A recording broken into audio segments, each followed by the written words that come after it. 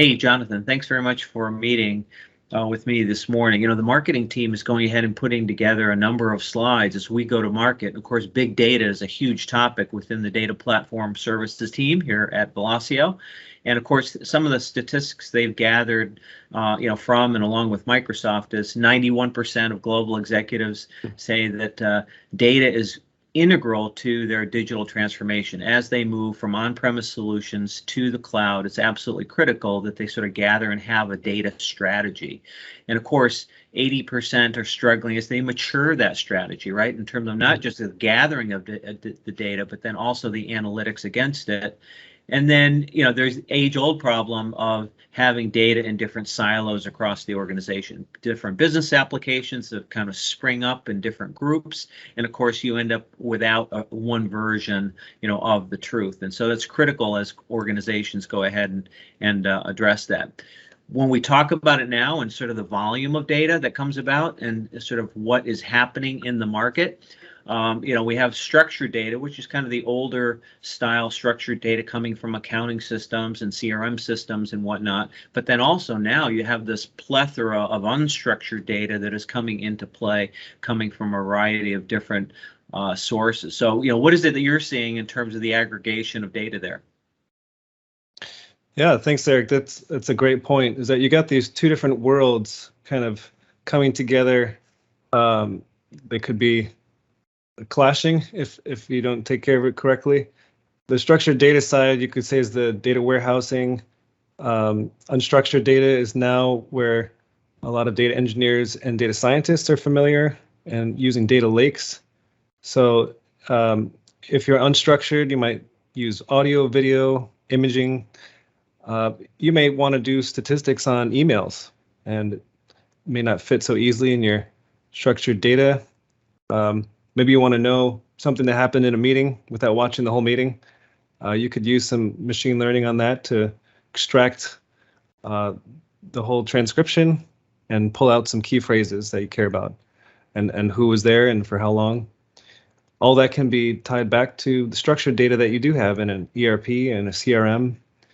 And so what we're seeing is that going forward, you'll need to have both in a unified data management platform. Yeah, that's perfect. Yeah.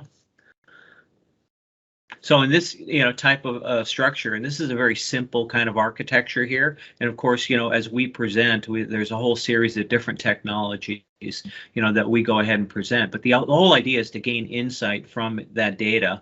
And of course, the direction that Microsoft is going is with Azure and with Synapse as well. And talk to me a little bit about some of the various kind of components and what that process is of sort of capturing that data as it goes through that Synapse kind of architecture. Sure. Synapse is, you could say, a data management platform combining several of the Azure technologies. Some may be familiar with Data Factory, and that's fully integrated here. Some may have been using the formerly named Azure SQL Data Warehouse, which was renamed into Synapse, but now combined with that is the ability to run Spark pools. So if you are familiar with Apache Spark, maybe Databricks you've heard about, what you can get in Synapse is the both worlds in one pane of glass. So it really simplifies things, and you bring together people of different skill sets to enable collaboration. So you can have the analysts working on a Power BI dashboard still in Synapse. You can do an ETL pipeline. You can do big data. You can do machine learning. It ties right out to the Azure Machine Learning Services. And it's tightly coupled with the Azure Data Lake storage, Gen 2. So you get all of this in one package, and you're starting to move towards this, all-in-one analytics, where you don't have to go anywhere else. Yeah, that's perfect. And what I find interesting is that in terms of course, you mentioned, kind of some big data, that there's incredible scalability up, but the fact is that the technology actually scales down as well. So you can actually aggregate data. It does not have to be necessarily super duper high volume, but it just means that you have different data sources, and that can all be kind of pulled together nicely. So this one I think is, again, and kind of the step up of kind of levels of complexity there, and speaks directly to some of that, that architecture that folks have. And from my perspective, what's interesting as well is that, of course, we work with, many Dynamics customers. That's a predominant part of our business. But if you look down below, you've got Oracle as a data source, SAP as a data source. It could be Salesforce as a data source.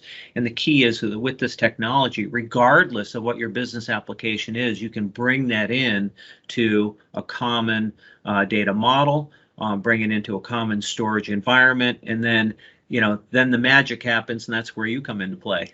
Everything above that storage area. Right. Yeah.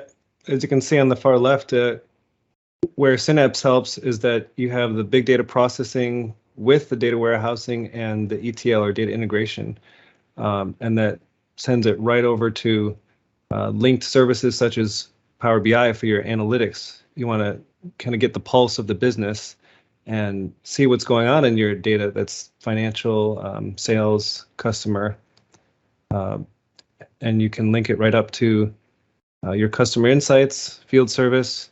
It's the power to combine these disparate data sources into a common data model and then visualize that. It's a quite powerful combination there. Yeah, absolutely. And so, a few different kind of business cases. When we talked a little bit in the last slide about field services, well, field services as a business, of course, deals directly with predictive maintenance and predictive, analytics around different types of equipment that is sitting in the field. And that also brings in IoT types of data, basically continuously monitoring pieces of equipment, and allows organizations to be proactive, whether you are the service organization or an organization that is relying on that equipment. And this is kind of a true kind of benefit to this kind of capability. Talk a little bit about marketing analytics, which is that customer insights capability, Jonathan. Yeah, so with the customer insights, you can combine this digital brick and mortar buying behavior for your 360 view. You can kind of automatically segment your customer population and enrich the data in such a way that you'd be able to add to those visuals that you're already used to. So you're adding more value to the data that you have when you're able to do this machine learning and with the common data model and the analytics. You get a 360 view of what's going on with your customer base. Mm-hmm. Yeah, as well as even, kind of sentiment analysis based on if you had a product line, kind of what's the buzz out in the marketplace about a particular product line, from your company. We're working with retail organizations, and they are very, very interested in kind of what is being said, kind of what's hot, what's not, what is being said. Inventory visibility, again, very kind of standard, traditional, types of functionality. But the key is, when you add in predictive capability around what the buying cycles are in your organization, it has a direct impact on your inventory levels, as well as things like lead cycles. And I know that supply chain in the world of COVID now is a massive topic, and of course this can have a direct financial benefit for organizations if they have visibility to supply chains. Times to deliver, and then also what buying cycles are from their customers. So, and then lastly, why don't you talk a little bit about fraud detection and kind of the alert capability for organizations with this type of structure? Yeah, definitely a big thing would be fraud detection, otherwise known as anomaly detection. There may be kind of a baseline that you're monitoring against, and when there's a high spike, something that's not what you'd expect, you can get an alert, maybe get a text and get an email, and kind of jump on that, see what's going on there. And this can be leveraged with the machine learning models. It's highly powerful. Awesome. All right. Well, again, just a quick review of a few slides that our crack marketing team has put together, and something that we're going to market with. And I know that both of us find it to be incredibly interesting as we kind of talk with our customers about. So thanks very much. Thank you.